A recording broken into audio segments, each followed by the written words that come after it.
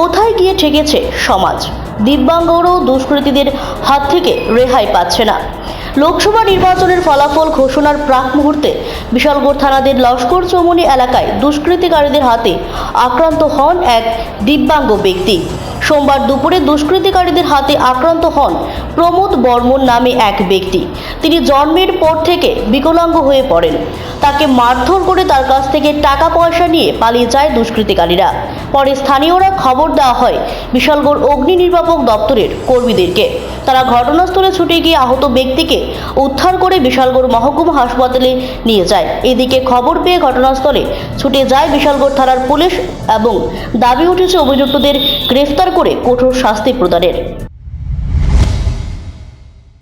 আমাদের বিশালগড় ফায়ার স্টেশনে একটা খবর আছে যে লস্কর চৌমুহনীতে একজন লোক ইনজুরি হয়েছে রাস্তার মধ্যে। তো আমরা খবর পাওয়ার সঙ্গে সঙ্গে যাওয়ার পর দেখলাম যে একজন লোক ইনজুরি হয়েছে কিছু দুষ্কৃতীর দ্বারা। তারা নাকি ওই লোকটাকে একটা ভিখারি লোকটার থেকে যা কিছু আসলে ওই লোকটা নিয়ে গেছে। কি নাম? ও লোকের নামটা হলো প্রমোদ বর্মন, বয়স 50। কোন জায়গাতে পড়ছে না? আমরা বিশালগড় সাব ডিভিশন হসপিটালে বসেছি। অবস্থা কিরকম তাই না? Minor injury.